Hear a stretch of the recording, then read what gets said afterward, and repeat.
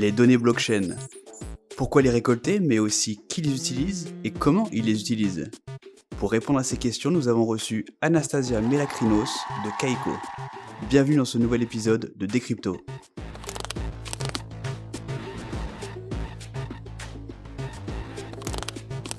Bonjour Anastasia, merci d'être avec nous dans les locaux de Comet.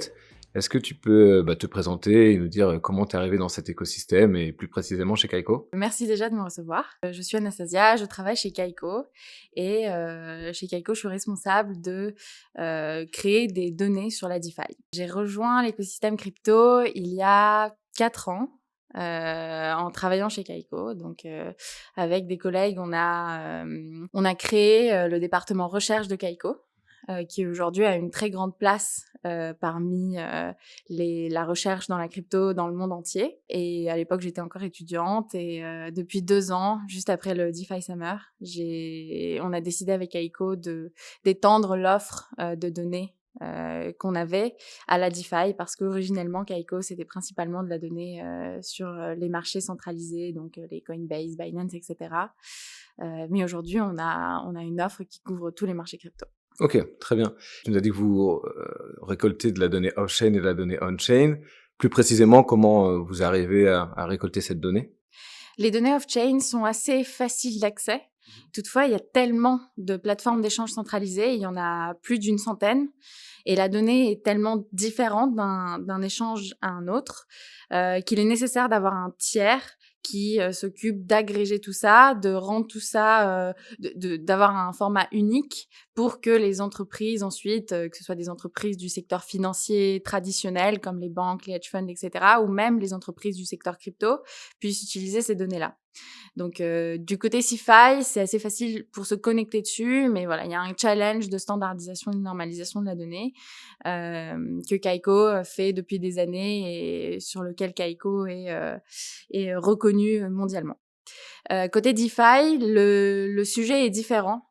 Collecter la donnée, on la collecte pas auprès des exchanges parce que c'est en soi, oui, il y a des entreprises derrière, mais c'est pas des intermédiaires à proprement dit. On doit directement se plugger au smart contract, donc sur les blockchains, pour collecter les données. On doit filtrer les données, donc déterminer des conditions de filtrage, donc dire qu'est-ce qui est un trade parmi toutes les transactions qu'on observe sur la blockchain, qu'est-ce qui est un ajout de liquidité, qu'est-ce qui est un emprunt, qu'est-ce qui est un prêt.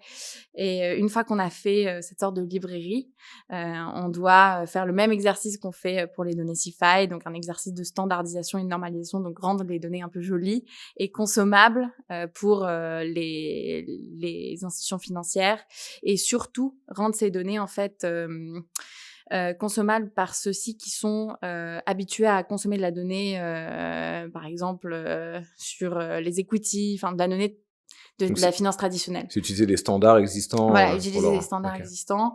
Et ça, c'est le challenge principal. Et on a réussi à le faire dans les données CeFi. On est en train de le faire dans les données DeFi. Et voilà, c'est un peu... Et si on rentre un petit peu dans le détail, quelles sont votre typologie de clients et qu'est-ce qu'ils font de cette donnée une fois que vous leur avez donné? Nos clients principaux sont des hedge funds, ou des banques d'investissement qui s'occupent de faire de l'asset management en général, du trading sur plein de plateformes. Donc ça, c'est une catégorie de clients assez générale qui a forcément besoin de données financières pour optimiser ses stratégies. Et vous leur donnez de la donnée brute ou c'est de la donnée qui est déjà travaillée et vous leur facilitez la vie, même pas prédire le futur, mais quasiment de savoir quelle devrait être leur stratégie? On a les deux. On a des données super granulaires. Donc, on a tous les trades qui se sont passés sur toutes les plateformes où s'échange n'importe quelle crypto. Et ce, depuis 2014, ce qui est absolument énorme.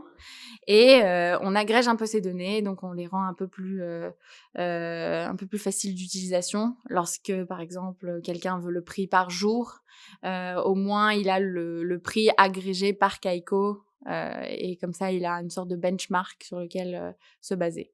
On propose aussi d'ailleurs des indices, donc des indices réglementés, qui sont du coup des sortes de paniers qui permettent à des entreprises de créer des ETF, des ETP, donc des produits d'investissement, mais cette fois-ci sur les cryptos.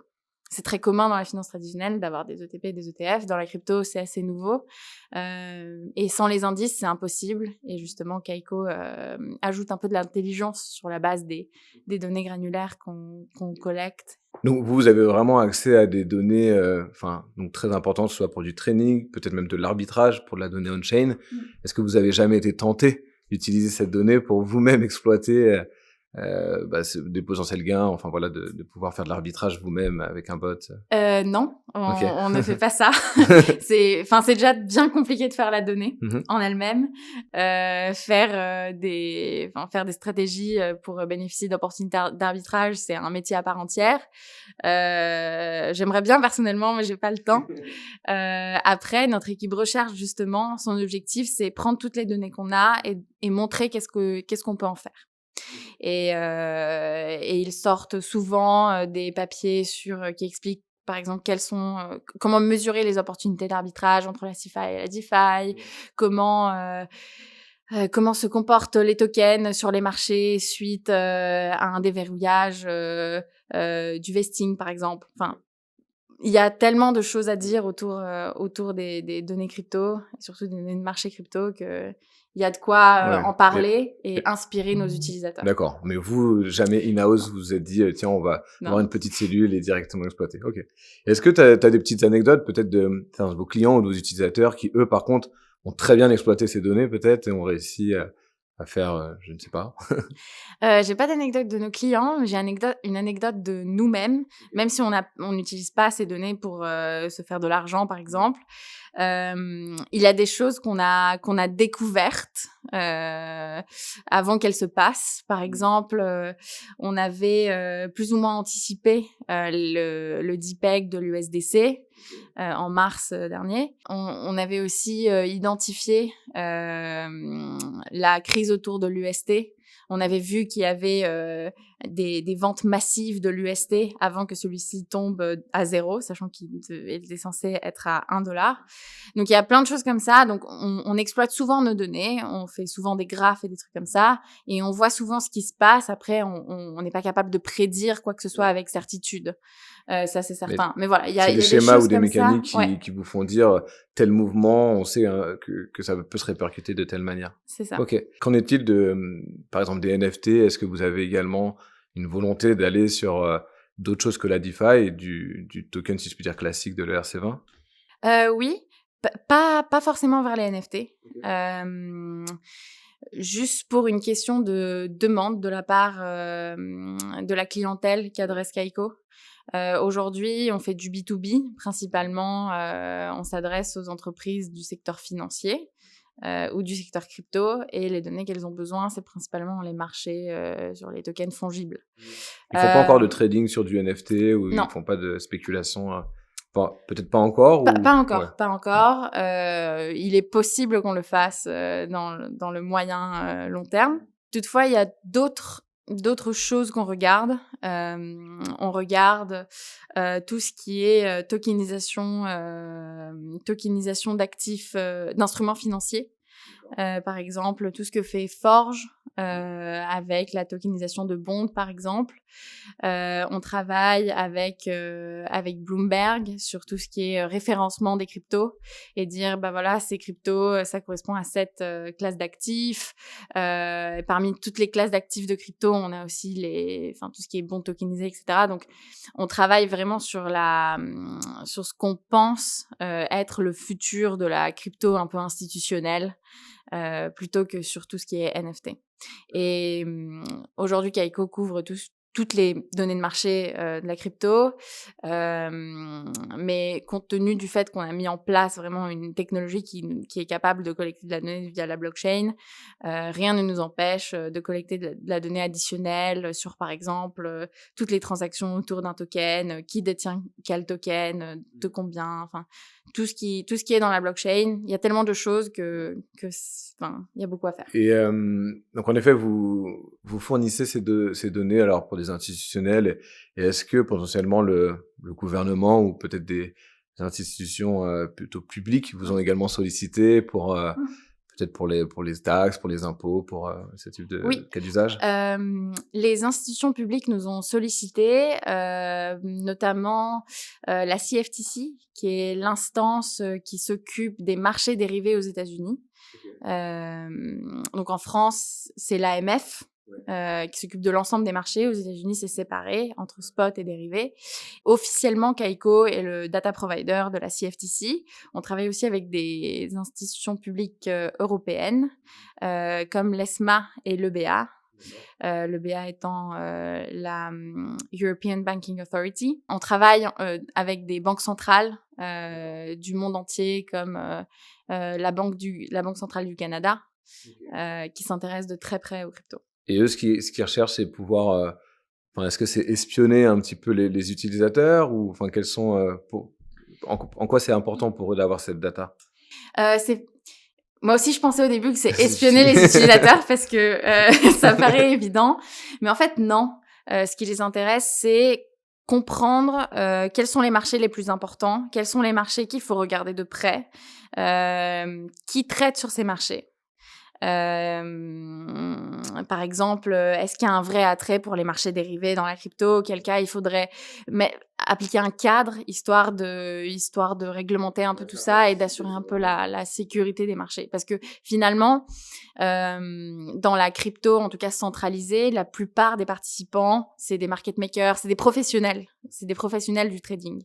Donc c'est des entreprises qui sont obligées de rentrer dans un cadre réglementaire, et si ce cadre réglementaire n'existe pas dans la crypto, du coup elles peuvent pas rentrer. Du coup c'est dans l'avantage en fait de celle-ci d'être réglementée, et c'est en fait dans l'avantage de celle-ci que la CFTC, l'EBA consomment les données de Kaiko pour savoir ce qui se passe, et comme ça au moins ces instances targetent au mieux les vrais besoins des utilisateurs. Ok. Une question peut-être un peu plus personnelle. Ça fait longtemps maintenant, 4 ans que tu es chez Kaiko, et encore plus longtemps dans l'écosystème de la crypto ou de la blockchain. Est-ce que, donc on a vécu la DeFi, on a vécu les NFT, est-ce que tu vois quelque chose venir par la suite? Qu'est-ce que tu penses être le plus gros changement à venir? Qu'est-ce que la blockchain va apporter? J'aurais bien aimé dire encore une fois la DeFi, parce que c'est mon truc depuis quelques années. C'est peut-être pas fini, t'as raison. J'espère que c'est pas fini. Je pense pas que ça soit fini. Ouais. On voit qu'il y a des protocoles plus intelligents qui sortent, notamment des protocoles français comme Swap ou Morpho, qui apportent une vraie innovation et des vraies réponses à des vrais problèmes qu'on a eu dans la DeFi par le passé. La DeFi s'améliore en termes d'expérience utilisateur. Donc, je crois en la DeFi et en son avenir. Je pense que ça restera un gros sujet. Après, il y a d'autres sujets que je suis d'un peu plus loin. Je suis loin d'être expert dans ces sujets. C'est, par exemple, tout ce qui est ZK Rollup, tout ce qui est Account Abstraction, et toutes ces technologies qui finalement permettront de rendre la blockchain et ses applications en général plus accessibles, parce que finalement c'est l'objectif. Si on fait pas ça, il y aura pas d'adoption par plus de personnes, et ce serait très dommage, parce qu'on a quand même construit toutes ces années un écosystème très très large et assez incroyable. Mais c'est vrai, parce que donc, vous travaillez en même temps avec des acteurs de la DeFi et de la CeFi. Ils veulent décentraliser un peu ce qu'ils faisaient, ou ils veulent essayer de garder le contrôle sur ce qui est en train de se faire? Je ne sais pas si c'est que ce soit des clients ou en effet des utilisateurs, de voir comment eux ils embrassent la DeFi. C'est assez positif pour la DeFi du point de vue des banques d'investissement. Ce qu'on voit, c'est que même si elles agissent aujourd'hui que dans la CeFi, parce que dans la CeFi elles savent pas forcément avec qui elles traitent, or c'est une condition. Donc, même si elles agissent uniquement dans la DeFi pour le moment, elles ont envie d'agir dans la DeFi. Pourquoi ? Parce qu'il y a beaucoup plus d'opportunités. L'innovation fait que il y a certes plus de risques, mais il y a plus d'opportunités parce on te permet de faire beaucoup plus de choses. Aussi, on voit qu'il y a de plus en plus de liquidités dans la DeFi que dans la CeFi pour certains assets. Par exemple, quand il y a eu le DPEG de l'USDC en mars 2023, j'ai fait un graphe et j'ai trouvé qu'en fait, 80% de la liquidité, donc de la quantité d'USDC qui était disponible sur les marchés, était dans la DeFi, donc dans les échanges décentralisés, contre les échanges centralisés qui avaient très peu de liquidité finalement pour cet asset. Et du coup, si une institution financière avait de l'USDC et voulait s'en débarrasser, ils étaient finalement un peu obligés d'utiliser la DeFi. Donc forcément, il y a une grande utilité, on voit qu'il y a une grande utilité de la DeFi potentiellement pour les acteurs de la finance traditionnelle. Quels sont les sujets d'actualité chez Kaiko après cette énorme série B que vous avez effectuée il y a très peu de temps? Maintenant, on couvre toute la CeFi, beaucoup de DeFi. Les gros sujets sur lesquels on travaille maintenant, c'est étendre le nombre de blockchains qu'on couvre pour les données DeFi. On travaille aussi sur l'ajout de données blockchain. Donc sur les assets qui circulent directement sur la blockchain et aussi sur le développement de données un peu plus intelligentes avec notre équipe de quant qui développe des modèles quantitatifs pour mesurer le risque et accompagner justement nos clients dans leur stratégie de trading et d'investissement dans la crypto. Donc vraiment apporter plus d'intelligence en fait à la donnée que vous fournissez. Et finalement, la donnée DeFi, c'est aussi c'est tellement compliqué à faire qu'il y a beaucoup d'intelligence derrière. Donc voilà, continuer à développer des données DeFi de qualité pour accompagner les entreprises qui veulent investir dans les DeFi et faire vivre cet écosystème. Merci beaucoup, Anastasia, d'avoir répondu à toutes ces questions et sans filtre. Et on te souhaite de bonnes continuations chez Kaiko. Merci beaucoup.